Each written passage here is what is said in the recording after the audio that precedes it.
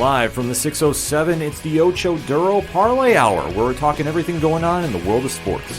Join in the conversation on social media with the hashtag ODPH, because here we go.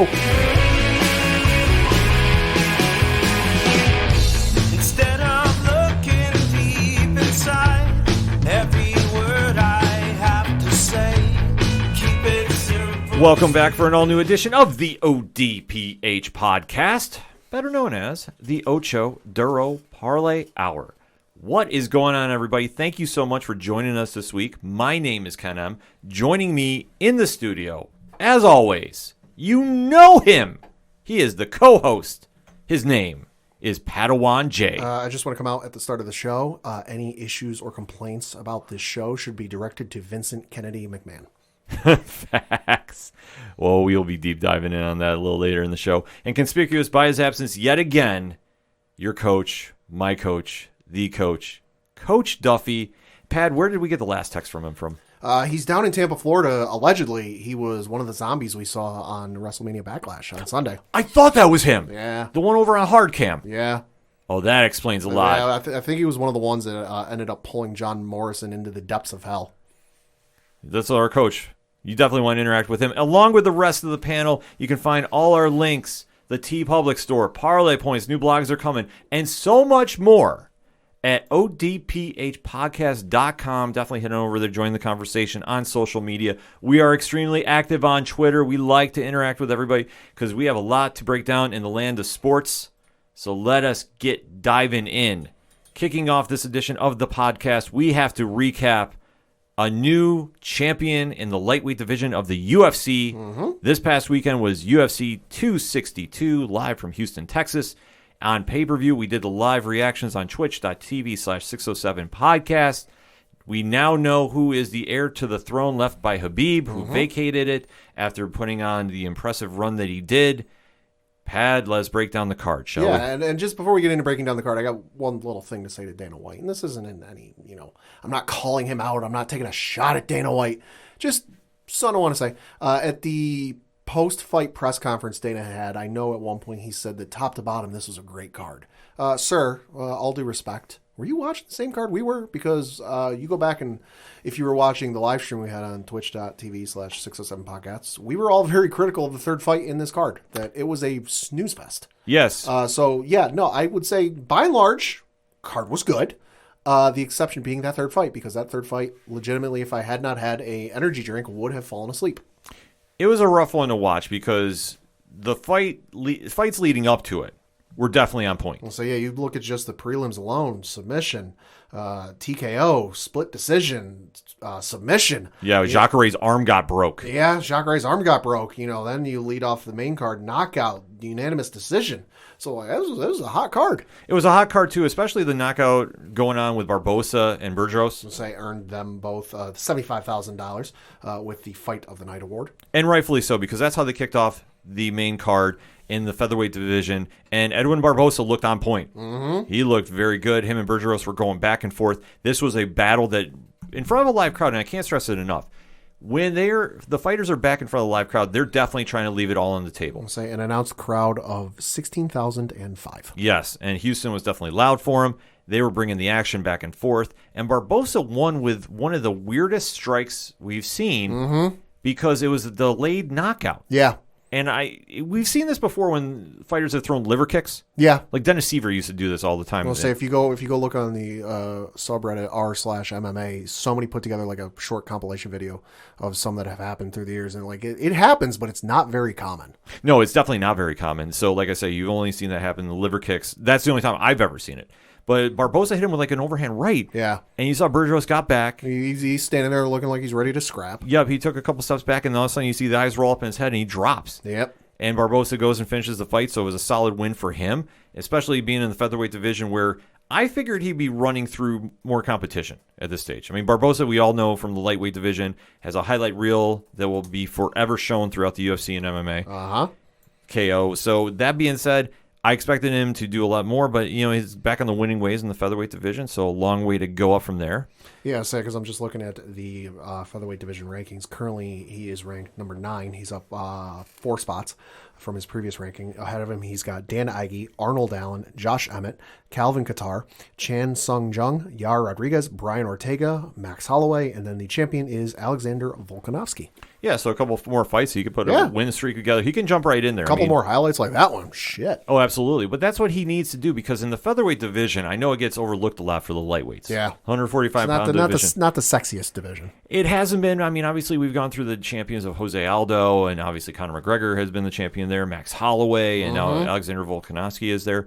They've definitely had their fair share of great champions. Yeah. So if you want to get in that title contention, you got to do something that really makes you stand out. This win over Bergeros was definitely a big move for Barboza. Oh, yeah. So we'll kind of have to wait to see where we go from there. Yeah. Next up was in the women's flyweight division, where you had Caitlin Chukagian taking on Vivian Araju. Yep. And Caitlin emerged victorious, winning by unanimous decision. Yeah, no arguments about it here. Chukagian No. looked phenomenal in this and definitely outclassed Araju. There was nothing really too much to write home about. I don't want to say it was a snooze fest like the third fight, which we're going to just skip over because it was a snooze fest. Like, you had unanimous decision, 30-27, 30-27, 29-28, snooze fest. Yeah, it was a very, very easy snooze It was fest. a catchweight snooze fest. Yes, but Chukagian, though, definitely put on. It was a good back and forth competition. Yeah. And she got the win via this unanimous decision. But like I said, she looked like she was outclassed in Araju.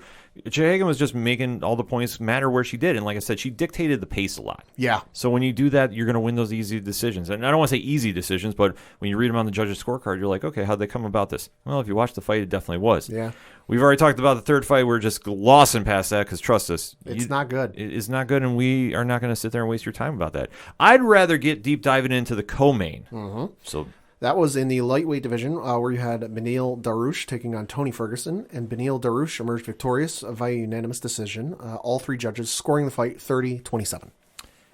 wow. This fight definitely surprised me. Tony Ferguson showed up for this, and anybody who's not familiar with him, he has been a long staple in the UFC, interim lightweight champion at 1.2. He has definitely put on performances. He is a gamer by all the imagination. Like when you see him fighting in the cage, you know what you're going to get. Yeah, oh, yeah. Beneil Darouche has been on a resurgence of late, and I know he's put together an impressive win streak. So seeing how this is going to pan out, this is going to be a big jump up for Darouche, and I thought he was going to struggle being in the limelight. Right. I was wrong. Darouche looked very comfortable in there. Tony Ferguson definitely was matching him. But when they started scrapping and when they got down to the ground, Darouche put him in a leg lock Yeah. that, my God, I have never heard Tony Ferguson scream in pain that much. He did not tap, No. which goes to show how tough he is. But that looked absolutely grimacing. Like, it looked like his leg was borderline going to break. Yeah, Darouche thought, he said it, he popped.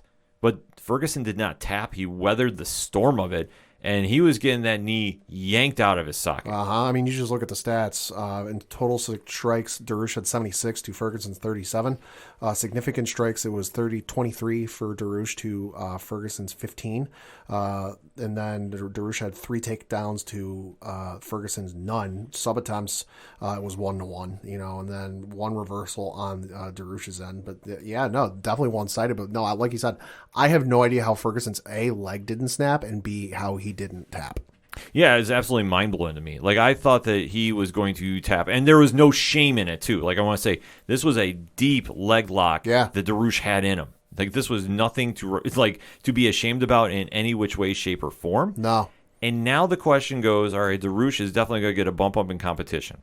I'm not saying he's going to get a title shot right now, but he's going to get somebody very, very high up the rankings in the UFC. Mm-hmm. The question now becomes, what do you do with Tony Ferguson? That I don't know. I know that he wants to get back in the cage very soon if he can. Right. I know that he does not want to end his run in the UFC like this. I know that Father Time is catching up with him. I mean, obviously, he's had a tremendous history of great performances, but he's also been known for being cursed for the fight that never happened with Khabib. Yep. So this was going to be, if he won, he was going to get right back in that title picture. Unfortunately for him, he did not. Yeah. So the question becomes, all right, where do you go with Tony from here? Yeah. That is going to be something, Pat. I don't know. I mean, I'm not seeing on the crystal ball where he ends up. Do you have any feelings about this? Well, I'm just looking at it because we'll get to who's the new champion in a minute. But you look at the rest of the rankings. Dustin Poirier is number 1. Justin Gaethje's number 2.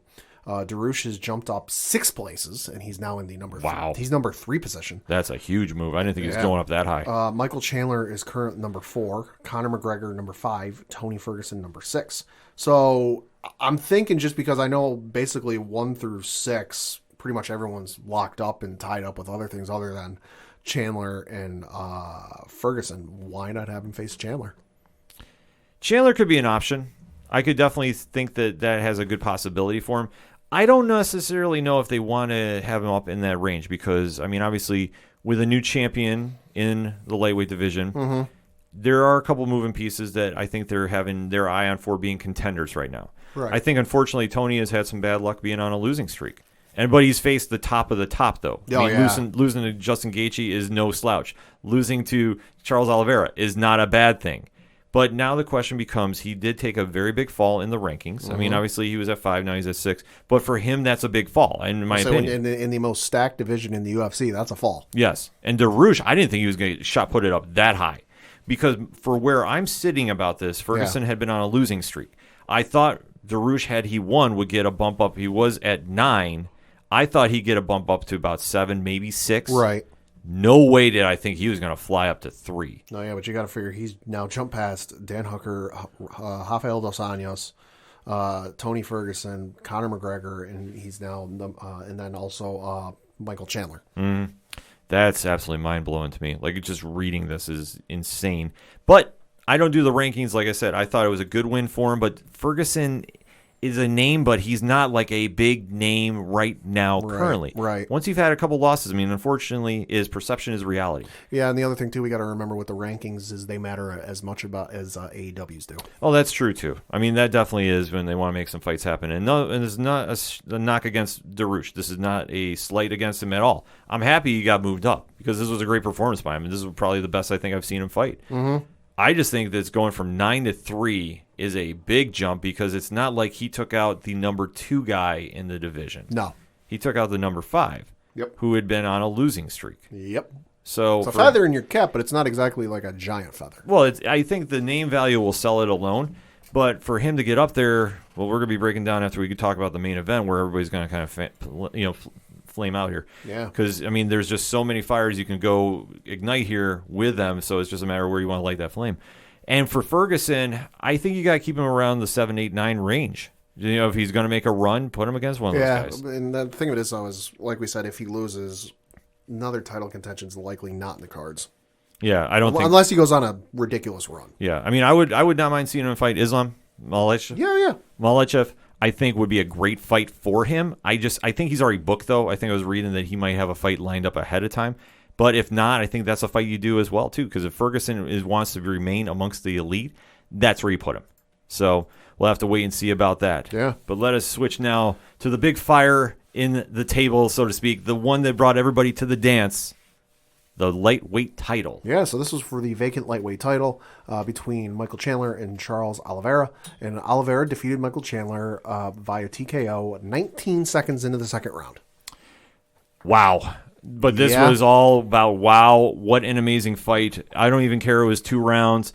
Michael Chandler coming over from Bellator has been nothing but box office. Yeah, and dominated the absolute hell out of Oliveira in the first round. Yeah. If you say otherwise, you're lying. No, Oliveira was definitely on the back heels during that first round. He was game, though. I mean, he did not back down. And for being the guy that a lot of people consider the underdog because he's not a flashy name in that division. No. People that watch the sport, we know who he is and we know what he's capable of. Right. Throwing hands with Michael Chandler, not the smartest move in my opinion. No. I think the game plan should have been take the chance on the ground where Oliveira is an absolute beast. Uh-huh. But this one, though, I was surprised that Chandler, got out of the first round without knocking out Oliveira because I thought a couple times. It was close. It was close. I thought he was going to finish him. But to see how Oliveira composed himself. And basically had the memory of an elephant. Yeah. And just went right back to business and took out Chandler, knocking him out. Absolutely wild scenario to see. Yeah, because that's the mind in the kind of the fortitude of a champion to get rocked in the first round, almost get beat in the first round, to come back and in literally the drop of a hat, knock your opponent out. Yes. Because for a lot of guys, they take that second round and they might take a step back. They might be a little more cautious, a little more worried that, oh, I almost got knocked out. I might want to take a step back and really reassess what they're doing and try and figure this out. He get like, nope, I got this. Boom. Well, I think for Oliveira being in that moment, he needed to deliver. Like, you can't sit there and think about what happened in the last round, because let's face this. Hypothetically saying Chandler wins this one outright. Yeah. How fast do you think Oliveira's getting another title shot? Faster than our heads can spin. You really think he was going to get one fast? Yeah, depending on how the fight went and injuries or whatnot, depending on how it went, I could see it happening. See, the only reason I say it wouldn't be that fast, and this is not against a slight against Oliveira. I am a very big Oliveira fan because he shows up for fights. Yeah. But looking at that division, you got Dustin Poirier fighting Conor McGregor. So that's 1 through 5. You got Justin Gaethje, who nobody has any idea what he's up to. Yeah. He's just training with Kamaru Usman and Francis Ngannou. To borrow a line from 50 Cent, he's just patiently waiting. Yeah. So he's sitting up there. And then, obviously, you had Tony Ferguson in the discussion prior to this. And you have some up-and-comers rising through the ranks. If Oliveira, who has not been exactly a marquee name, lost. And let's say he lost bad. Let's say he got knocked out first round. Oh, if he lost bad for knockout first round, I don't see a rematch. Yeah, I don't think it would happen. I think if this was a nice 5-round battle. Yeah. Then I mean, you can definitely run it back with him. Yeah. But I think in his case, it took him so long to get that title shot because he was getting looked over. Let's not lie about this. Oh yeah, he broke. I know Ariel Helwani said he broke a record held by Michael Bisping for most fights before he won a championship. Bisping went 28 fights before he won a championship. This was Oliveira's 31st. Yeah. So to get to this level where he finally got his opportunity, Oliveira had this winner-go-home mentality, which he needed to. And it's not to say Chandler wasn't ready for this fight. He came out swinging as well. It's just a matter of Oliveira got the better opportunity to win this one. Yeah, I mean, Oliveira's currently 31 years old. He turns 32 in October. So, he doesn't have that many more years ahead of him. So and let's face it, it was on his 31st fight. You only got so long, and you don't know what's going to happen. And if you go on a streak and lose a couple fights, you're going to be gone before you get your opportunity. Well, that's why we're also talking about how Tony Ferguson's already getting written off by a lot of people. Yeah. I just think at his age, Ferguson's going to have a very hard uphill battle, especially with how stacked that lightweight division is. But it's always that stacked. That's the one thing the UFC always has in its corner. The 155-pound division is always the toughest one to fight in, bar none. Bar none. So for anybody to make a run there, you got to be the elite of the elite. Well, I'd say lightweight and then heavyweight. Just because the heavyweight. No. Heavyweight's getting stacked now. Heavyweight. Well, I just mean from the fact that it's hard to defend the belt multiple times. In the heavyweight division, obviously there have been exceptions, but the majority of those cases are one title defense and then you lose. Yeah, I agree with you about that. So this is one of the scenarios where you have to win impressively to be noticed. Yeah. Oliveira wins very quietly, because he's that skilled of a fighter. That's why I said I don't think he was going to get another title shot right away had he lost. If he lost badly, forget about it. I think, unfortunately. Right. I mean, looking at his results, out of his 31 professional wins, 19 of them are submissions. So not exactly the sexiest, noteworthy finishes unless you're, a submission specialist and you really like submissions. No, he's definitely put it together, and now he has a very bright future ahead of him. Yeah. But now the question is, where does everybody go from here? You do have Dustin Poirier fighting Conor McGregor. That fight is happening. That is locked and loaded. The winner, I think, is going to get Oliveira. Yeah. Now, do I agree with this? Not necessarily. But I think that you have to make that fight. Dustin Poirier had the opportunity to fight for the lightweight title. He chose to go for the money fight with Conor McGregor. Not mad about him. Yeah. Do you? I mean, because let's face it, you love him or hate him, Conor generates that buzz. He generates that box office. You get paid if you fight Conor. This is true. So I'm not mad at him about that, but if he wins, he gets the title shot, I think. Yeah. And then I think if Conor wins, get ready for that hype train. Yeah. Because they'll put him in that title contendership. I think the only thing that would make me wonder about that is, okay, whoever wins between Poirier and Conor, yes, title shot. Makes total sense. The only thing I would wonder is what happens if you have some sort of extended medical suspension. Would you then insert Justin Gaethje in the meantime? Yes. Because what I think they should do in this scenario is I think you have Justin Gaethje fight Michael Chandler. Sure. I think you book that one. Chandler wants to go immediately. I know that he does not want to take any time off. He is asking the UFC to give him whoever. He does not care. He wants to fight ASAP. And that's a smart move by him. Not saying that he needs to, but I think that he understands the gravity of the situation he's in. He took a very bad loss. But it was not a bad loss in the sense of how he lost. Mm-hmm. But he took a bad loss because going into this, coming right from Bellator, he was the hot free agent. He had an impressive debut. He wants to continue that momentum going. Right. You got to book him in there against somebody who better than Justin Gaethje, which I will tell you this. That fight could be fight of the year. Oh, yeah. Because that is going to be all violence all day and is not going to be for the tame of heart. So give it to me. Yeah. I wanted to see that. Now, if you have a medical suspension that Conor or Dustin, the winner, can't fight, right, then you put Gaethje in that fight and you have to put that on the back burner. Then I would say you could do that Dariush-Chandler fight. Because Dariush is the big X factor here. The fact he got bumped up that high after beating Tony Ferguson, you'd almost have to think that he would fight the loser of Conor McGregor, Dustin Poirier. Yeah, you would think. I mean, that would be the logical booking I would do, that if you're going to hotshot Dariush up that high, they're thinking about him as a possible contender. Right. Now, do you make him against Justin Gaethje? I mean, that's a maybe. But I think you also have to see, okay, what fight makes the most sense? Chandler is only a 4. You could do Dariush against Chandler. But between those 4 gentlemen that we talked about, Gaethje, Dariush, Poirier, Conor, you have your guesses of what you want to do. And it's hard to book some of this and kind of fantasy book some of this just because I was doing some Google searching while Ken was talking. Nothing has come down yet about medical suspensions, which isn't to say there are none, just there might be some and we just don't know it yet. Right. I think, if anything, Chandler would only have like a normal one. Yeah. A very short one, but it would be something that he would go in because he didn't really take too much damage, but he just took a knockout shot. But they'll do the proper suspensions for that. But I'm sure he can go back in. Gaethje, like I said, is just waiting in the wings, so it depends on who they want to feed him. Uh-huh. And then after that is just a matter of what will happen with Poirier, Conor. And I don't want to say the division's going to get held up. No.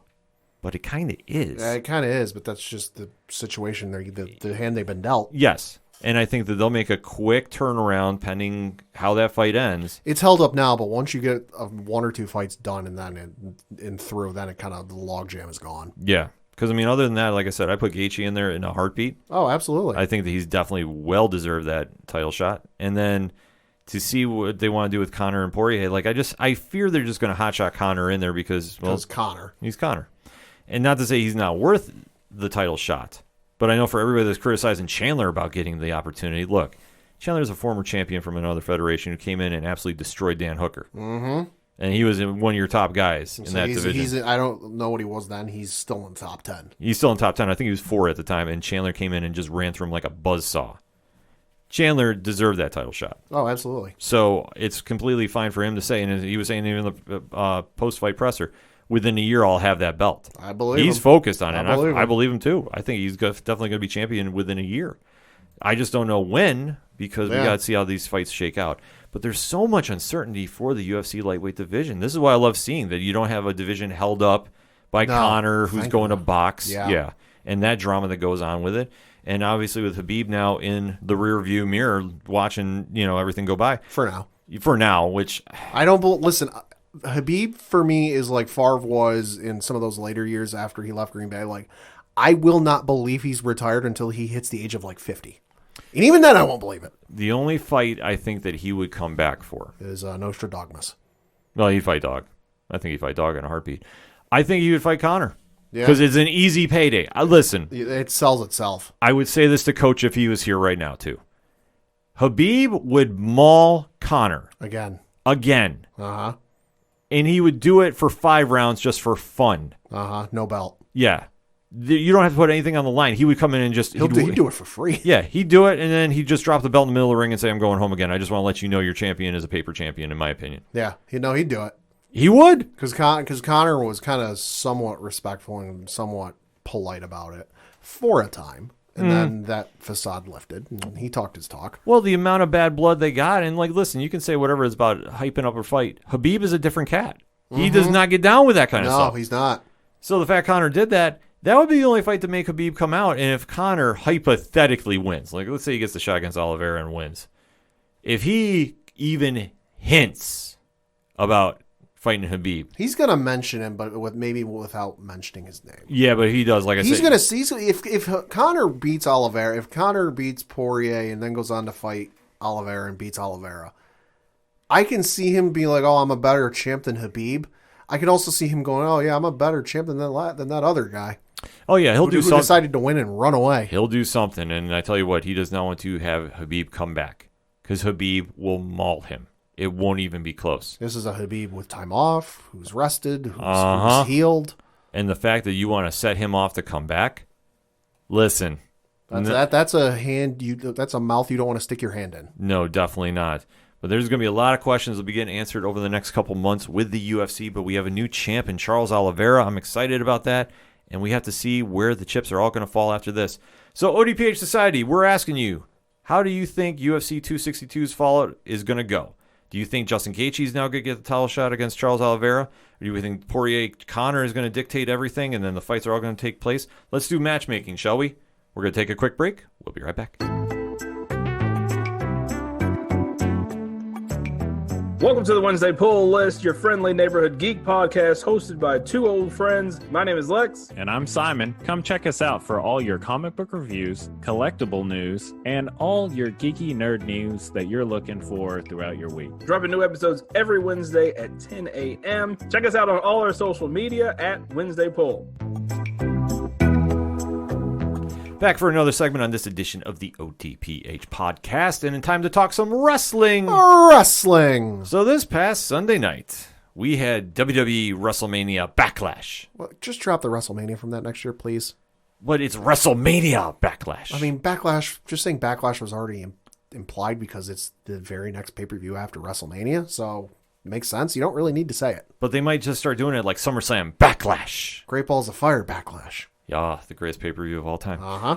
No, unfortunately, though, it was what it was this past Sunday, the reset of WrestleMania, which if you're not too familiar with, the WWE does this always as their follow-up to the WrestleMania pay-per-view, so a lot of times you see return matches from the greatest show on earth.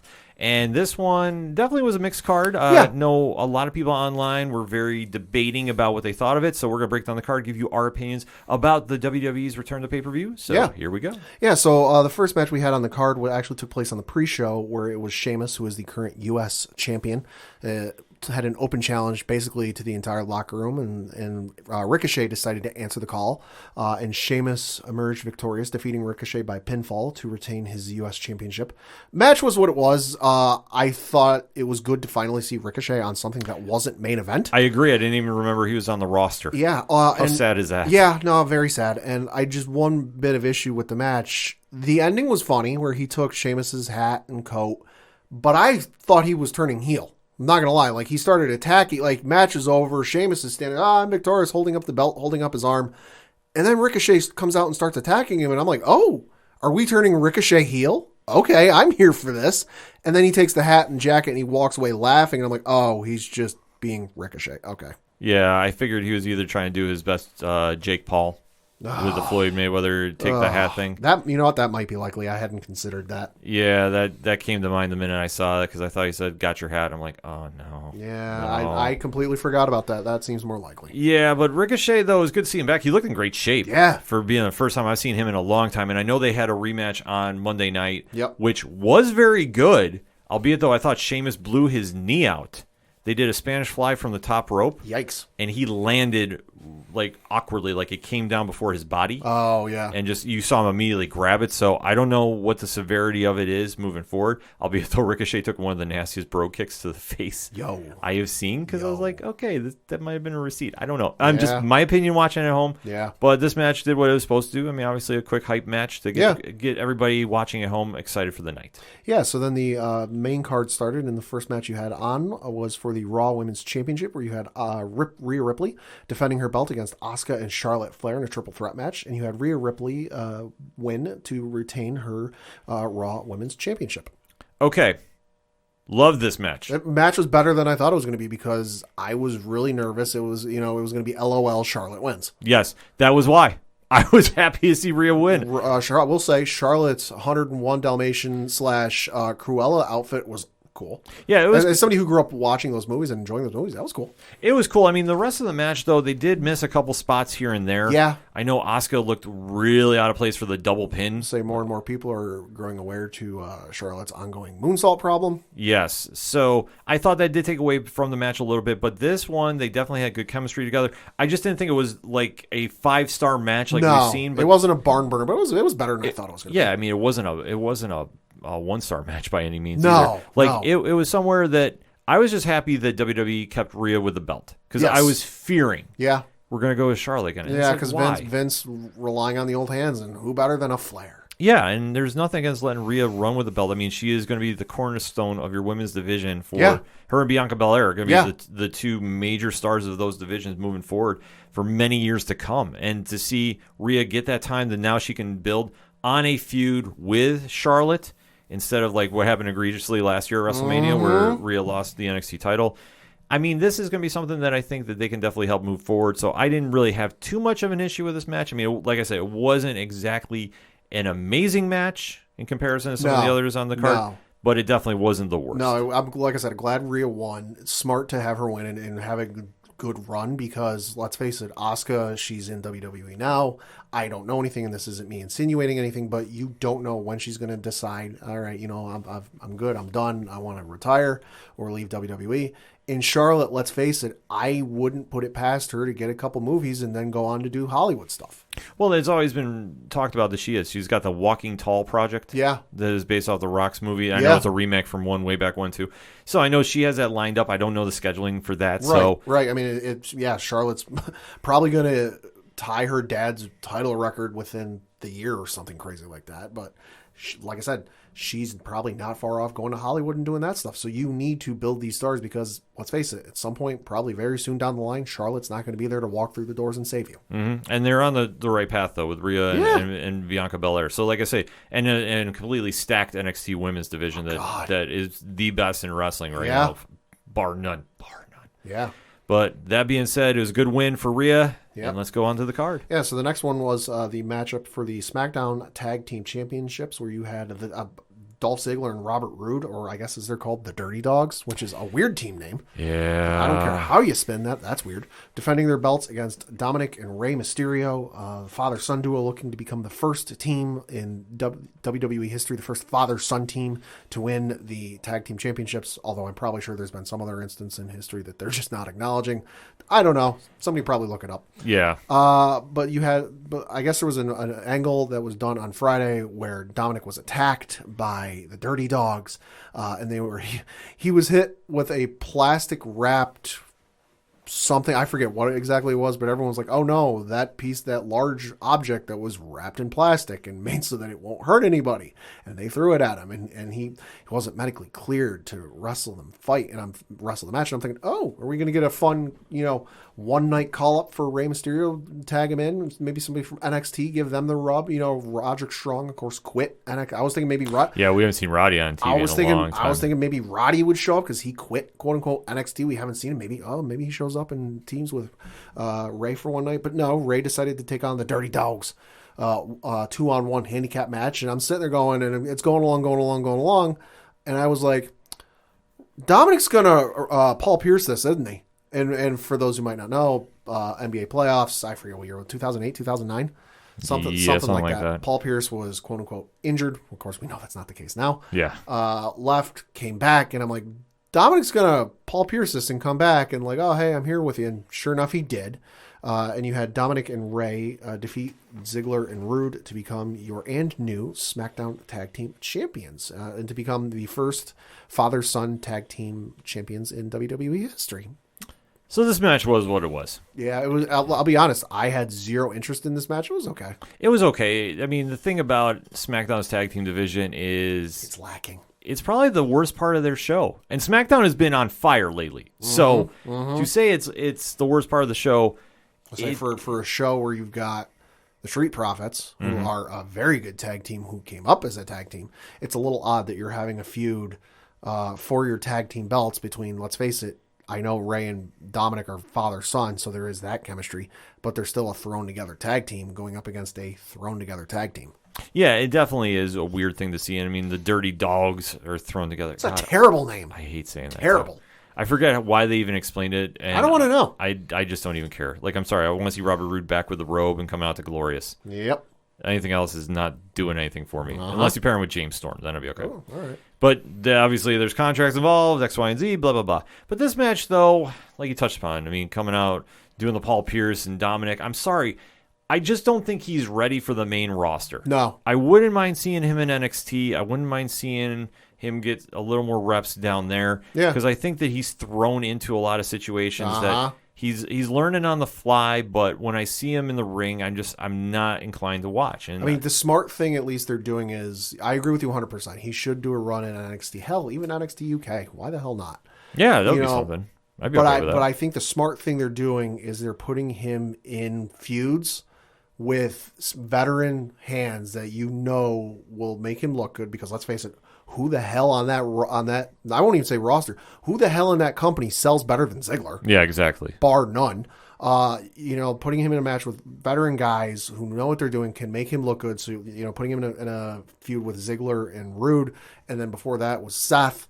They're putting him in with people who are safe and will make him look good and will make the match look good. Yeah, and that's a smart thing to do. I mean, WWE knows about that. And for Ziggler and Rude, unfortunately, they're not getting world title runs. No. But if you pair them together, they can make something happen. It just kind of seems like when they need somebody to really get somebody over, they go to Ziggler. Yeah. And whoever he's paired with. And I don't have an issue with that. No. I just think that Dominic he just looks out of place to me, in Yeah. my opinion, on the main roster. Just now. I mean, Yeah, I mean, and it's even not helping that I know the next on Monday they were on Sports Nation on ESPN doing an interview, and whoever was interviewing them asked, when was the first time you pinned your father, in like training or something like that, and Ray just goes, "Oh, it hasn't happened yet." And Yeah. I'm like, really? You got to bury the kid on TV? Dominic came back and was like, "Oh, but that's all right. I was already taller than him at 13 years old."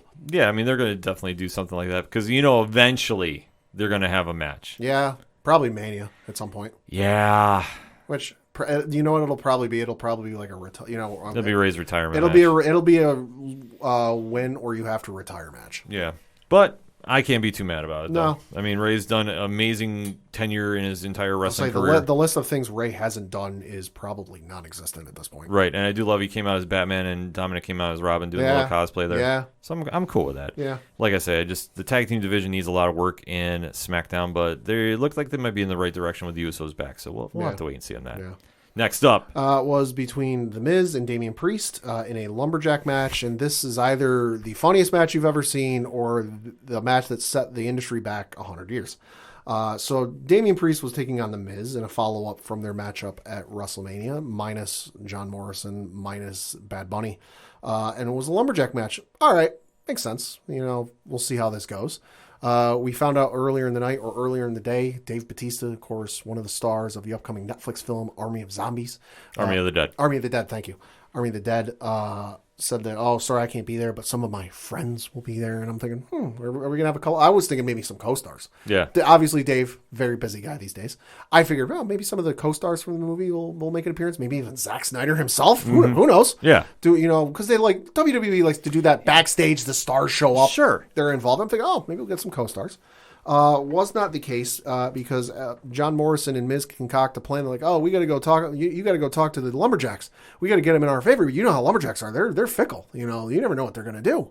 So Johnny Drip Drip, I love that name. Amazing. That name's amazing. Goes to the Lumberjack locker room to kind of talk with them. Opens the door, and lo and behold, it is not wrestlers from backstage who don't have anything planned that night, as per usual. It is a horde of zombies, one of which looked very familiar for us from the Excite Wrestling days, or even those of you who've been to CZW. Yeah, definitely an old friend apparently looked that it was in the crowd there, but, I think it was, because I looked at his socials. He did post it was him. All right, then we can say it was him. We can say it was him. One was Joe Gacy. Yes, who we know from Excite Wrestling. Definitely big fans of him here on the ODPH, so it's cool seeing him being zombified. Yeah. And, I mean, this match, listen. I fucking died. I was loving it. It's wrestling. Yeah. I mean, we live in a day and age where we have The Fiend, Alexa Bliss. Yeah. And a lot of weird shit happens. Yeah. Like, do we not understand that this is pro wrestling? I mean, AEW has had their own stuff too. Yeah. Let's not lie. Impact Wrestling kills off somebody every 6 months. Right. And let me just say, if you didn't enjoy the match, that's fine. Like, everyone has their own tastes and their own legs. I liked it probably because I enjoy The Walking Dead. That might have something to do with it. But I didn't take this serious. I was like, okay, this is funny. It was a little cheesy that you had the announce team, of Adnan Virk, Corey Graves, and then Byron Saxon run away. And it was weird to have an extended period of time of just dead silence. And have them come back on the mic, we're in a safer position than we were previously. I'm like, all right, that's a little cheesy. But I enjoyed the match. I thought it was funny. So if you didn't like the match, that's perfectly fine. You are that is your opinion, and that is perfectly fine. And I'm not going to sit here and say you can't say you didn't like the match. What I take issue with is if you sit here and say that's the worst thing to ever happen in pro wrestling, like some people, I won't name names, have well-known people have said online. Listen, was it the best thing I've ever seen? No. Was it the worst thing I've ever seen in pro wrestling?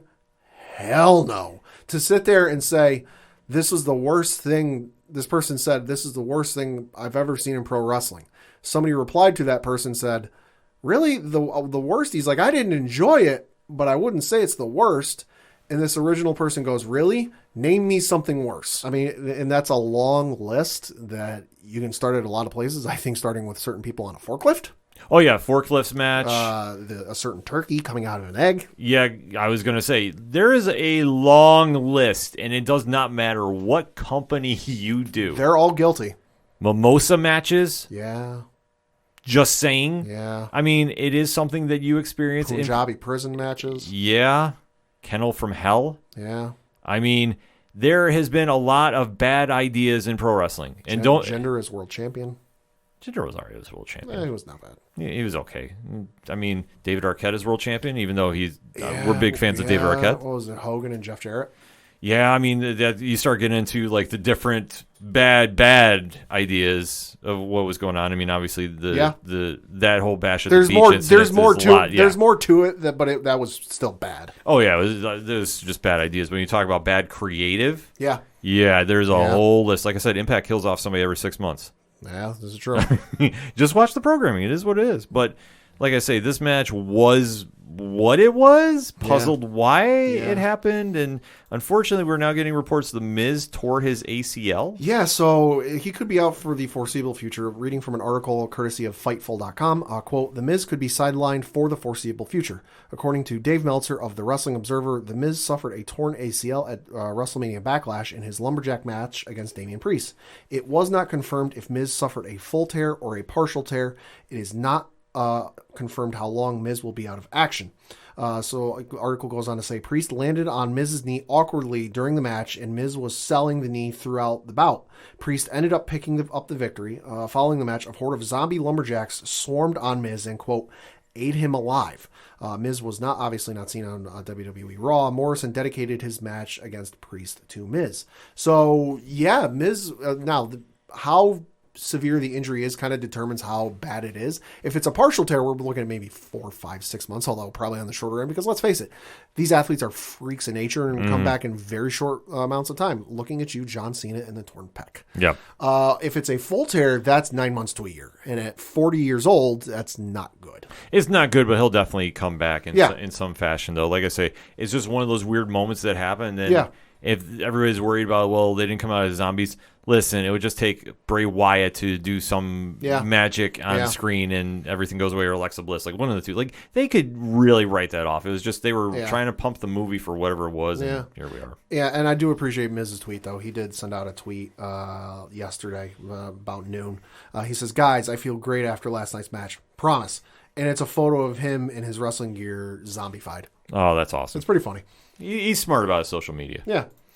Next up on the matches, you had for the SmackDown Women's Championship, you had Bianca Belair doing her first title defense against Bayley, and you had Bianca Belair emerge victorious to retain the SmackDown Women's Championship. Love this match. Yeah. Had no issue with it. I didn't even mind the ending of it. No. I understand that the hair was used to be involved in the pin. Yeah. I'm okay with it. Yeah, match was all right. This was perfect to extend the feud because, honestly, you're not getting Sasha Banks back to fight Bianca till SummerSlam, I would say, at the earliest. No, probably not. So why not continue with Bayley? Yeah. Bayley is great. I think that laugh is annoying as shit. You know what? But I'm here for it. Bayley does no wrong in my eyes. So to see this get extended, and I know immediately after the match she was screaming for a replay, they're going to extend this to Hell in a Cell. I wouldn't doubt that maybe, just maybe, they would put this match in Hell in a Cell. I could see it. Bayley's been there before. Yeah, I could see it. So, I mean, and that would be a huge... If you don't have any idea about how big WWE is on Bianca Belair, that would be a huge stock boost right there for her if they decide to put her in one of those matches. I don't know if they would. I think you will get a stipulation for the next match they go through. Yeah. But either way, I'm here for it. Excellent match. And like I said, the ending, I know people were criticizing online about, look, it is what it is. Yeah. I did not mind it. We just had zombies. I'll be critical about that. I ain't going to be critical about this. The next matchup was for the WWE Championship, where you had Bobby Lashley taking on Braun Strowman and Drew McIntyre in a triple threat match. Didn't mind this match. This match was actually my match of the night. Like, don't get me wrong, Roman versus Cesaro, which we'll get to in a minute, was amazing. But I knew what that was going to be, and I knew how that was going to go. This, for me, was match of the night, and I wished it, reading off ProFightDB.com, the match time was listed at 14 minutes, 18 seconds. My only wish with this, and the only thing I wished, my only complaint, wish this would have gone maybe another 5 minutes. Because I don't think you hit the full crescendo with this. It felt like you were getting towards that crescendo, and it just kind of stopped. This match was just absolutely batshit insane, including the fucking Drew McIntyre doing a Michinoku driver. Michinoku driver? I lost my crap on that one. What the fuck? How long have you been able to do that? I literally lost my crap about that. Braun doing a fucking bomb, whatever, swanton bomb or whatever off the apron? What the shit? Well, I think everybody involved with this match knew that they were getting overlooked about this. Yeah. And in my heart of hearts, I fully believe this. I think that Lashley and Drew and Braun said, okay, everybody is writing this match off. Let's go out and try stealing the show. Yeah. And everybody was doing moves we haven't seen them do before. No. Braun bumping and nearly breaking his neck 3 times because he landed very awkward from Drew. And this is just what it is. It's not saying Drew screwed anything up because he didn't. No. Braun's just that big of a guy. Yeah. They were hitting each other very hard. They were doing crazy moves. Like I said, Drew is throwing Braun around, and that Michinoku driver was... Christ, Lashley and Drew hoisting up Braun, jackhammer Goldberg style, and holding him there. Yeah. I'm like, holy fuck, I get you two are strong, but Braun's no small boy. Yeah, no, they definitely had a big monster's ball, in my opinion. I almost felt like, legitimately, I almost fell off my chair. I was losing my shit. Like, oh my God. Yeah, no, it was absolutely insane. The only thing I could have done about was the LED boards. I thought that was kind of, because I just think that's so played out. Yeah, well, and Lashley's done that before. Yeah, like I said, there was nothing really new about that. What would have been awesome, and I was kind of expecting that, was they were setting up by the LED board. They were there for so long that I'm like, all right, something's going to happen involving the LED board. What I was banking on was Braun coming like a freight train, as they like to characterize him as, and just barreling through the fucking two of them. And then it's like, holy shit, they're all laying there. What the fuck's going to happen? Yeah, like that would have made more sense about that. But this match delivered. Lashley retains. Yep. And now it looks like he's going to be feuding with Kofi? Kofi, but I think it's going to end up... I think it's Kofi for the interim, but I think it's going to be Drew again, just because there was that shot at the end, because Lashley pinned Braun, and Drew was just kind of staring at outside the ring, looking at him seethingly. then I'm like, it doesn't appear they're done with these two going up against each other. No, I fear that we're not, but I would love to see Lesnar come back and challenge Lashley. Yeah. I think, From all reports, he's not signed, so maybe. well, for now, but you know what? I think that everything being reopening slowly, Yeah. and WWE is talking about having... SummerSlam and fans in attendance. Yeah, I'm not doubting Vince saying how much would it take for you to come in one night and tear the house down. Yeah. So we'll have to keep watching forward about that. But Yeah. I know Raw is just tough to watch. Raw's Raw. Yeah. And then next up for your main event, you had Roman Reigns taking on Cesaro to defend the Universal Championship, and Roman retained. Not mad about this match at all. No. Fantastic match. My match of the night. They definitely told an amazing story. Cesaro, listen, if you weren't sold on him being a main event player, this match proves that he can hang there. Oh, no, yeah. Roman made Cesaro look good, and I hope finally convinced everyone that Cesaro is deserving of the main event spot. This match was good, but I was far more interested in all the kind of behind-the-scenes stuff going on, with the Usos and Roman kind of throwing them out from ringside type of thing and what's going to go on. Are they going to show up? Are they not? So I was way more interested in that than what actually happened in the ring, because I'm like, let's face it, we know Roman's going to win. He's not going to drop the belt on a lesser pay-per-view like Backlash. He's gonna. It's like a Lesnar. Lesnar ain't gonna drop the belt at Backlash or Money in the Bank or something like that. Lesnar would drop the belt at one of the big pay-per-views, and Roman's in the same class as that he's not going to drop the belt here. It's going to be SummerSlam, Survivor Series, Royal Rumble, or Mania. Mm-hmm. And let's face it, Roman, I think it's safe to say now, is on one of the best runs a champion has had in recent memory. Oh, facts. He is the main draw of all professional wrestling right now. The work he's been putting in since he's returned has been nothing short of fantastic. That fucking promo he cut on Twitter, like after the card was over and he was on the elliptical. Yeah. What the shit? Yeah. He has stepped his game up that much. So now the question is, where does he go from here? Yeah. A lot of options he can do. I think that Cesaro is not going to be fighting him next time around. That's going to be him and Seth Rollins. In fact, my early prediction is it's going to be Rollins versus Cesaro in Hell in a Cell. I think you get that match in there. By the way, Seth's suit. Yes. How good was that? Oh, Seth is stepping his drip game that up. suit game was good. If I can say that. Yes, because otherwise Big Nanny Cool will be yelling at me because he says nobody compares to John Morrison. No, they might be right. But I digress. This match, though, phenomenal. Cesaro definitely has got a big, big 2021 ahead of him. Uh-huh. And for Roman, I mean, like we said, it's kind of wide open. Yeah. I know they're not going to do Money in the Bank right away, but I know that could be a contender possible down the road. You have Edge that's lurking somewhere. Lurking in the wings. And then whatever the real truth is going on with Daniel Bryan. Yeah, I mean, you got Shinsuke sitting there. Maybe you can go up against Shinsuke. I don't know. Yeah, I mean, you do have some options to go through. I mean, I don't think they're going to pull any Jey Uso versus Roman right now. Not yet, no, because it'd still be too close to the whole Roman versus Jimmy. Yes. So, I mean, there's a lot of ways they can go with it, but overall, Roman is still the head of the table doing amazing work, and he closed out a very solid card of WrestleMania Backlash. Like, I gave the grade a B-. Yeah, B- is fair, yeah. Yeah, I thought that was pretty fair, because like I said, other than a few miscues and some zombies that, well, quite frankly, nobody needed and nobody really wanted, here we are. Yeah. So it definitely delivered on that, and we'll just have to see what happens in the squared circle moving forward for the WWE. Yeah. But hit us up on that hashtag ODPH pod. What is your thoughts about WrestleMania Backlash? Did you love the card? Did you hate the card? And why? Let's have that discussion, shall we? We're going to take a quick break. We'll be right back. Hey there, I'm Chris from the Geek Peak Podcast here with my two co-hosts, Trent. What up? And Brandon. Yo, yo. Here at the Geek Peak, we strive to provide you the best content from all across the pop culture multiverse. Think of us as your content concierge, seeking out all the best movies, TV, games, and music to save your valuable time. We have a different adult beverage every week, and we like to keep things light and fresh, so come hang out with us. So check us out on all your favorite podcasting platforms. That's Geek Peak. Like a mountain! And check out our site at geekpeakpod.com. Coming back for another segment on this edition of the ODPH podcast, and it's basketball playoff time for the NBA. Oh, yeah. A lot to be excited about, especially if you are a New York Knicks fan. But I digress. We have to talk about everybody else in the league, I guess, shall we? Yeah. So as we are recording on Tuesday night, the NBA is starting their play-ins to their playoff tournament. Mm-hmm. So, Pat, why don't you break this down? Yeah, so this is going to take some explaining. So if you need to rewind, totally understandable. Grab your pen and paper, because, well, probably pencil at this point. Yes. Because this is a little confusing. So try and follow along. I'll start off on the Western Conference. So for your play-in tournament, your 7 and 8 seed respectively are the Los Angeles Lakers and the Golden State Warriors.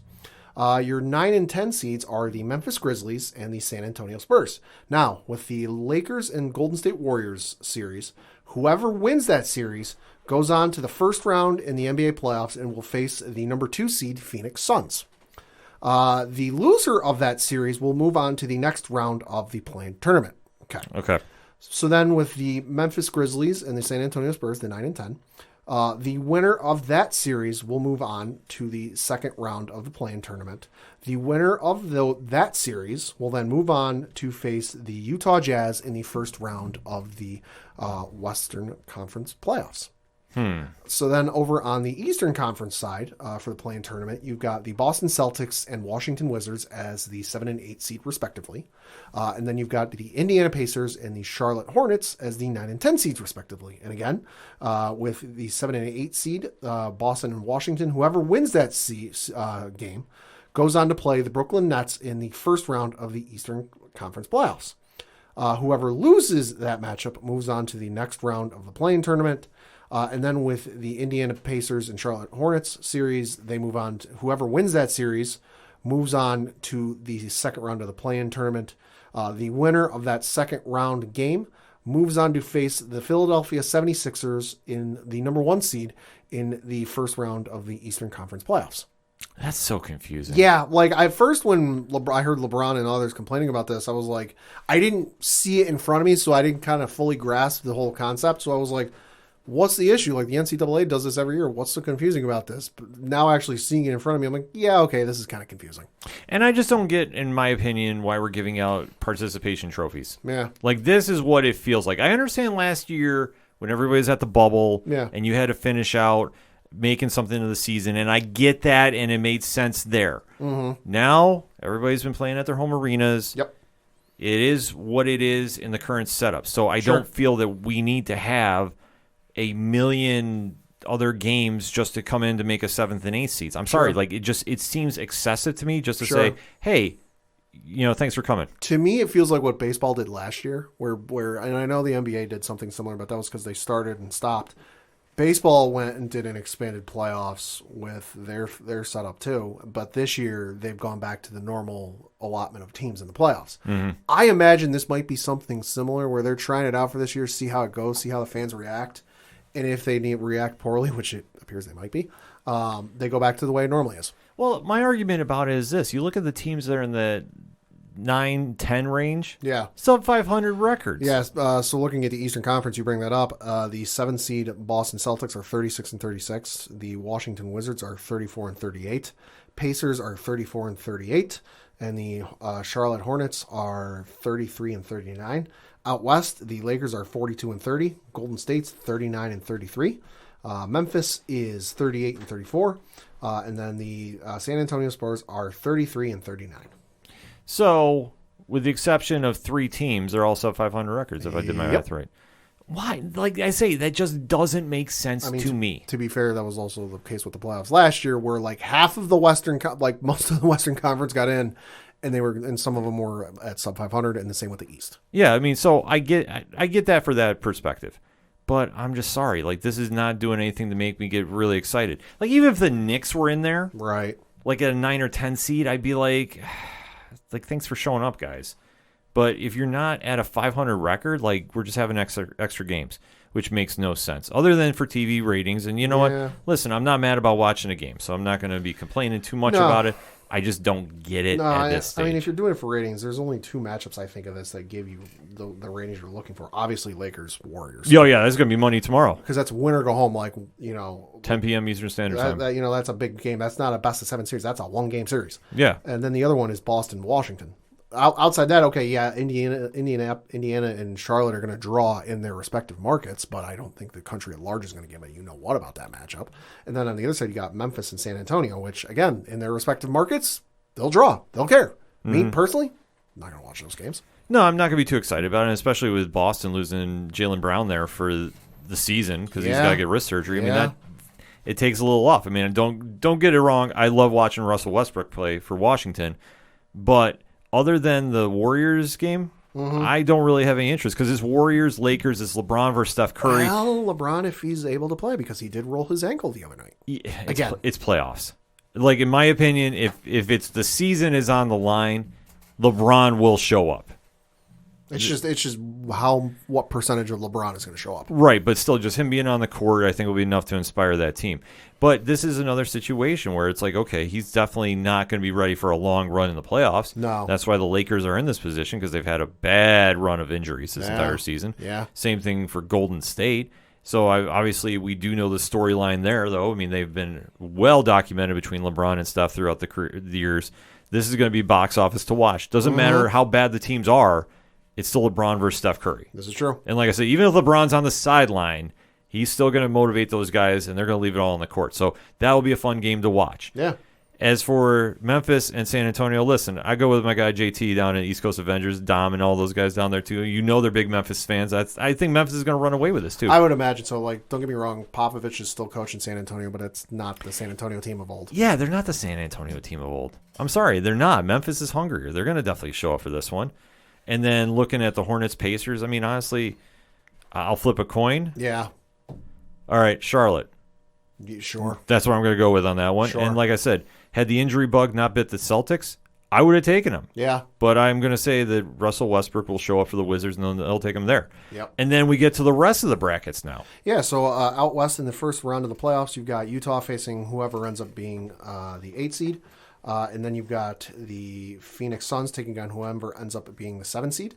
And then you've got the Denver Nuggets as the 3 seed taking on the Portland Trailblazers as the 6 seed. And then you've got the LA Clippers taking on the Dallas Mavericks and your 4 seed versus 5 seed. Well, the West is wide open. Yeah. So we have to acknowledge that. That I think that with Utah being the number 1, that doesn't really mean anything. No. In my opinion. No. That I think that you have to take a look at every matchup you have there. And Phoenix, which if it wasn't for the job Tom Thibodeau did, their head coach should get Coach of the Year. Yeah. Bar and away none. Well, I know he got some coaches award today. Not like the official Coach of the Year one, but it was like some coaches association. He did get that award today, so he got some recognition. Oh, rightfully so. I mean, the job that they've done out in Phoenix, which I know gets slept on a lot because, well, and let's face it, we know Curry's going to win MVP probably this year, but you got to give a hard look at Chris Paul for this year, just because you look at Phoenix last year and where they are now and kind of how quickly they've turned around. Yeah. I mean, no, Chris Paul was the perfect player to go there. I mean, he should be in the MVP talks. Monty Williams, that's the coach's name. He has done a fantastic job finally getting the potential out of this team that has been sorely lacking for years. Yeah. Devin Booker is finally in that position to take that next step. So, like I say, no matter who comes out of there, they should be able to take in the first round. Utah, you just don't know. I'm sorry. Like, I want to be more excited about them, but I'm not. Mm-hmm. And then looking at the rest of the bracket, the Clippers against Dallas.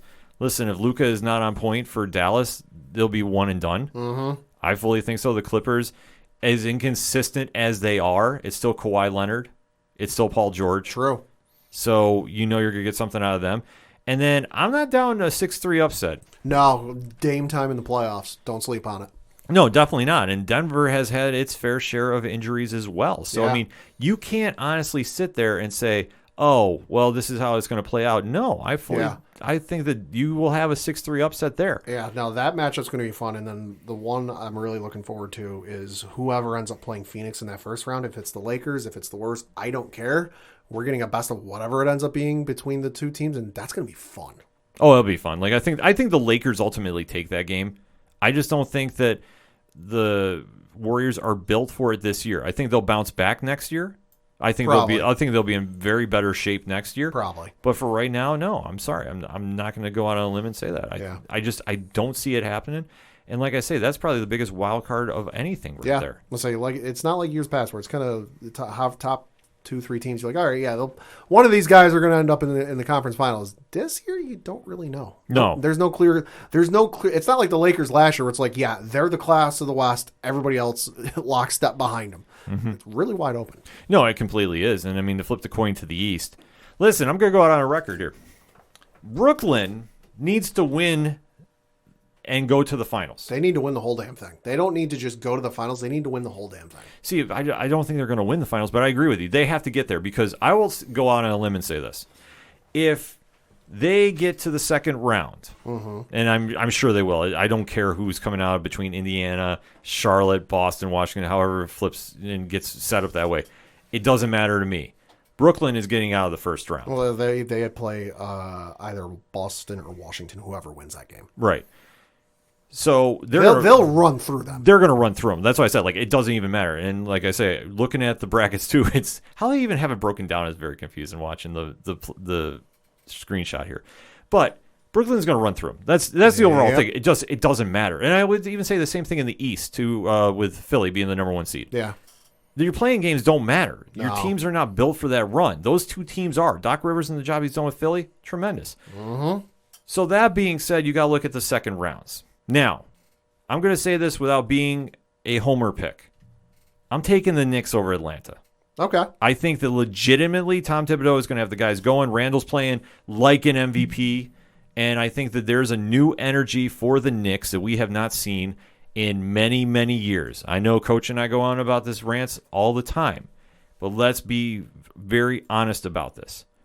They go on and they're going to take Atlanta out, who I think Atlanta is good and up and coming, but I don't see enough on the table that is really making me go, okay, these guys are going to be a threat to move forward. Well, and the other thing, too, is the Garden, New York, for those who don't know, is lifting its mask mandate, as was announced by Governor Cuomo yesterday.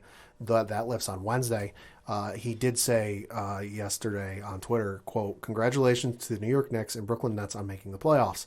At playoff games, at least 50% of seating will be for vaccinated people. In unvaccinated section, masks and social distancing will be required. Teams can decide how much of stadium will be a vaccinated section." The Garden's going to be fucking jammed. Yeah. As much as they can. That place is going to be rocking. Like, they're going to get a firm foundation test on that place when that game gets going. Facts. To put it very, very mildly, facts. Because when Randall and company hit the floor. For the biggest crowd they will have played at home all year. Yes. And they're going to feed off that crowd. Because, listen, from somebody that has gone to the Garden for the playoffs, it is a whole different energy that you cannot describe. And it doesn't matter if it's the Rangers or the Knicks. It's a whole different vibe when it's playoffs. The vibe is just a little louder when it's the Knicks because, well, yeah. It's insane. So, Atlanta, I wish you good luck. Yeah, you're going to need all the luck with that crowd because that crowd's going to be something else. But I just don't think you guys are going to do it. Like, I think the Knicks are going to win the series outright. I don't think it's going to be a easy sweep by any means. No. I see it going about 6 games. They're going to scrap. I think it's going to be about 6 games, but I think that they ultimately do it. I just think that they're built for this now. The big X factor I have, though, on the board, though, Yeah. that 3-6 again. Milwaukee with Giannis. And this, you have to sit there if you're the Milwaukee Brass and go, what else can we do with this team? They have to win now. There is no other team in the NBA that has as much pressure on them. Not even Brooklyn. No. Not even Brooklyn, as much as Milwaukee does. Milwaukee has to win this year. Otherwise, mark my words, they're going to blow up the team. Yeah, let's say if Milwaukee don't win this year, Giannis is gone. Oh, yeah. He is as good as gone. And it's a shame to say because Milwaukee has tried building a winner around him. I fully believe that. I don't think that they haven't gone that route to give him the players around to really make a deep run. But you're getting to this point where it's put up or shut up. And if your current team is not going to do the job, you need to do it. Yeah, no, you've had arguably one of the best players in the NBA for I don't know how many years now. And you've not won shit with him. Now, I get some of those were bad years. He didn't really have anybody around him. He's got people around him now. He should be set to make a run in that conference and make a run to the playoffs. Let's face it. If let's just say hypothetical, Milwaukee makes it to the NBA Finals. Whoever makes it out of that West ain't exactly going on 100%. No. If somehow the Lakers are able to run the table and get there, LeBron ain't at 100%. He's even said himself, with his ankle injury, he doesn't know if his ankle will ever be 100% again. So you're not dealing with a 100% LeBron. Nobody in that West scares me going up against Milwaukee. Yeah, it's like if you're not going to do it now, when are you going to do it? And that's the overall line with Milwaukee. They have to win now. Unfortunately, they have Miami in that first round. And Jimmy Butler and company, they're going to want to go back. They're going to want to make a deep run. And mark my words, too. If Miami faces Brooklyn, right, I'm taking Miami over them. I wouldn't sleep on them. Because Miami is going to come in a lot hungrier than Brooklyn is. I think Brooklyn's going to show up. Don't get it wrong. Oh, God, yeah. And that series will go 7. Oh, yeah. But Miami will scrap with them. If Milwaukee gets there and it's Milwaukee-Brooklyn, I don't know. I'll be honest. I think Milwaukee is too streaky for words, and I just don't know what you're going to get out of it. With the Knicks, too, I think once they get past the first round, and trust me, when they get out of the first round, that's going to be all you see on New York media. Like, Brooklyn could win the chip, and it's not going to even matter. The Knicks were in the playoffs and made a run. Yep. That's all everybody's going to be talking about. Do they have enough to beat Philly? Maybe. A couple lucky bounces, yeah. I mean, I think that one's going to be a fight, too, because it's a whole different culture for the Knicks. I mean, ultimately, if I have to make my early predictions about who gets out of here, boy, I don't know. I wish I could say. I got a feeling it's going to be Phoenix, and I got a feeling it could be Miami. Okay. I'll go on a bold prediction. Well, of course, I would say if the Knicks get there, trust me, I'll be extremely happy. Yeah. But I'm a realist about this. But you have any final predictions on this, Pat? I'm going to say Milwaukee and the Clippers. Okay. Have a defensive matchup. I'd love to see that. We've had some high-scoring ones over the last couple of years. Let's have a defensive one. Yeah, I definitely would be down for that. I know Coach Duffy is already saying it's the Knicks and anybody, but you know what? Be realistic. Oh, yeah, be realistic about it. I mean, the Knicks are a player away, which now the culture has changed enough that... I'll say they might actually be attractive to go to. Yeah, and I will say this. I mean, we always joke about Giannis. If he doesn't get the job done in New York, Milwaukee, would they move some players around to do it? As long as Dolan don't fuck it up. Yeah, I know. He already did a job with the Rangers. I don't want to go through it again. It was already tough this time around, but that's the fun of the NBA. Is we won't know until we get to game time. Obviously, the playoffs kick off tonight. Hit us up on that hashtag ODPHpod. What are your predictions for the NBA Finals? We've given you ours. Maybe we'll get lucky if Coach Duffy is back in the tri-state area. He can give us his picks on a blog. We'll have to wait and see. But we want to know yours. Who are you taking to win the chip in the NBA playoffs? We want to know. We're going to take a quick break. We'll be right back. My name is Nicholas Haskins, and I'd like a moment of your time to tell you about the 5th annual Livestream for the Cure. To do that, I brought along 2 people whom I couldn't do this event without, Gerald Morris and Dan Brennick. Over the past 4 years, the Livestream for the Cure has raised over $30,000 for the Cancer Research Institute. That contribution is helping to fund research into cancer immunotherapy, training the body's immune system to fight all forms of cancer. This year, we're aiming for our biggest goal yet as we try to raise $15,000 in 50 hours on the air. Tune in May 19th through the 23rd as we're joined live by podcasters and content creators from around the world. With your help, we can continue the fight for a future immune to cancer. Together, we can make a difference.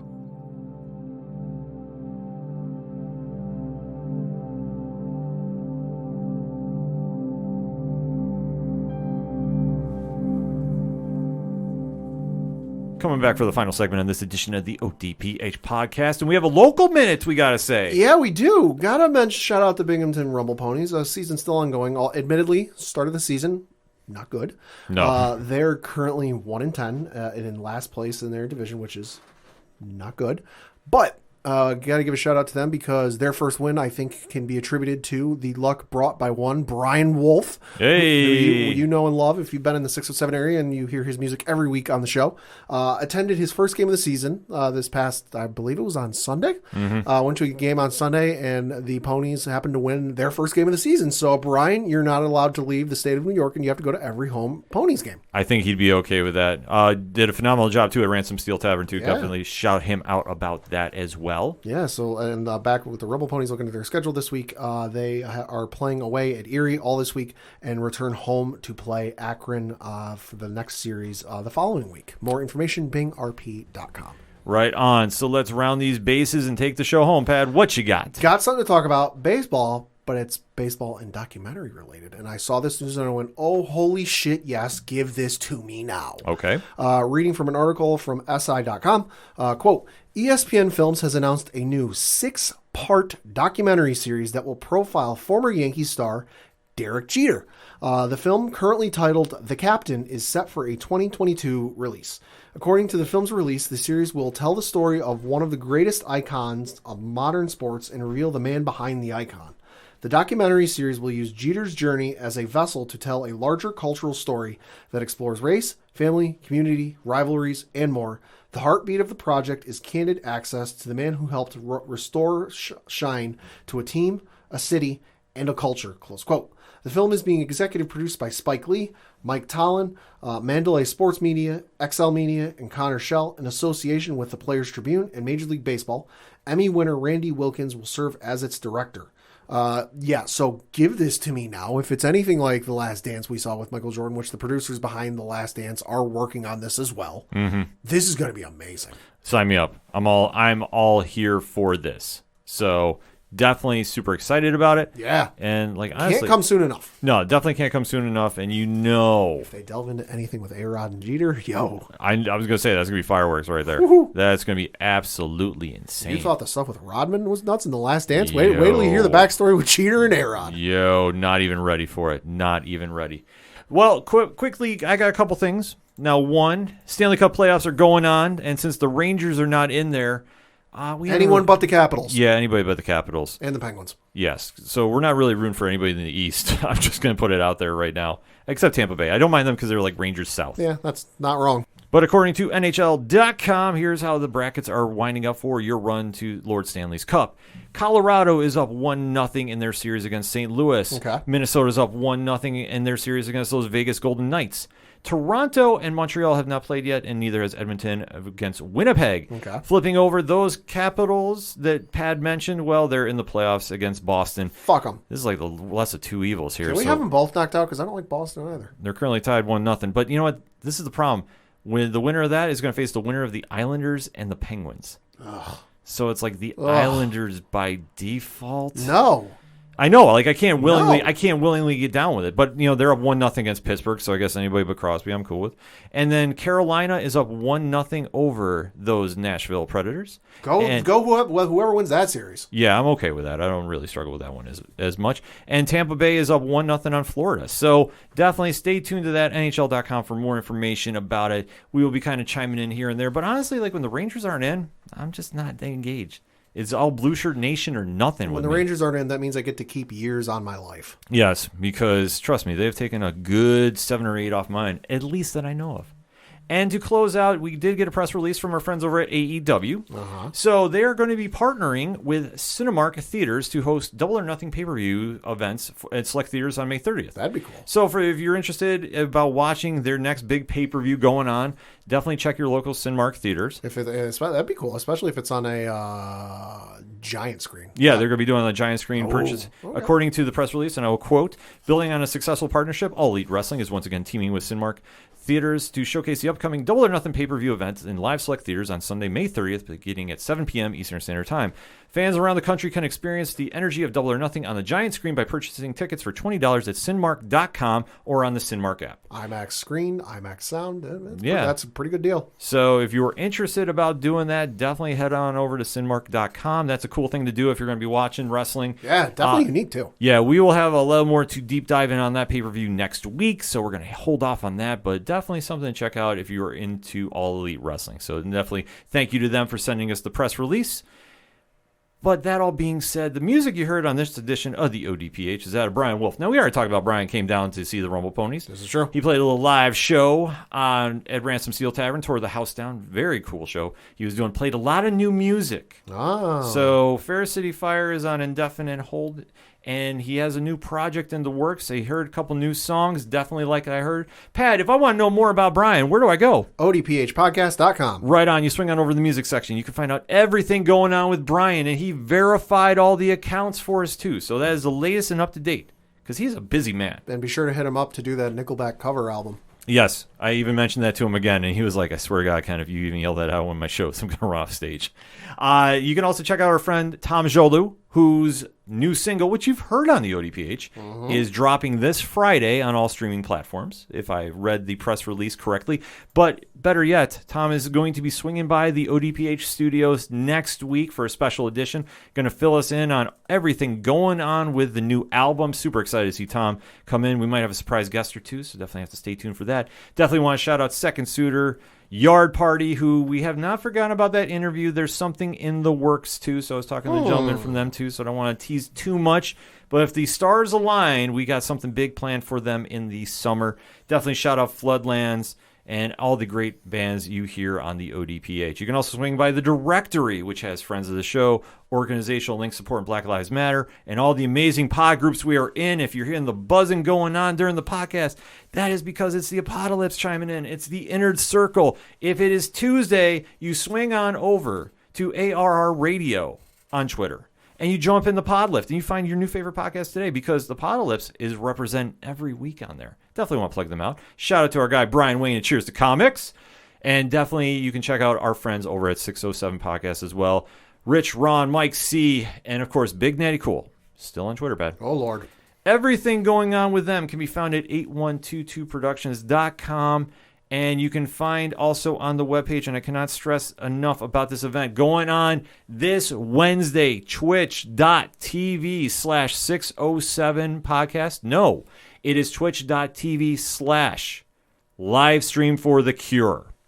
It is kicking off Wednesday night. So you definitely want to go. The link is right there on the front page of the ODPH website. You can go and check out all the amazing content creators, starting off with our guys over at Pinta Comics. They're going to be kicking the event off and going through Wednesday, Thursday, Friday, Saturday, and then Sunday, 2 p.m. Eastern Standard Time. The team from 607 Podcast, Rich and myself, are going to be talking some 80s pro wrestling. The good, bad, and the what the F. Is going to be an amazing time, Pat. Oh. Early donations can be made right now for the Cancer Research Institute. That's what this is all for, to raise money for a future immune to cancer. So I cannot stress enough about this event. You've been hearing the commercials all through the podcast during the weeks. You've been seeing the promotional stuff going on our social media. This is an amazing event that we are very proud to be a part of. So shout out to Nick from Nikolai's Kitchen, Justin from Epic Film Guys, and everybody else involved with the event. Go crush it this week, and let's go crush that goal of $15,000. We raised it last year. We're going to come back for more this year. Hadn't even started, already over $1,000. Yes, and everybody's been donating into, and it's truly an amazing event to be a part of. Like, for being content creators, doing something on this level is truly something special, and to see everybody donate their time to raise money to say fuck you cancer is amazing, and we're so proud to be a part of it. Because seriously, fuck cancer. Fuck cancer all day, every fucking day. All of that and so much more, ODPHpodcast.com. That's all I got for this week. So for the one and only Padawan J, fuck the Astros. I'm your host Ken M. Fuck cancer. Thank you, as always, for listening to the ODPH podcast, better known as the Ocho Duro Parlay Hour. See you next time.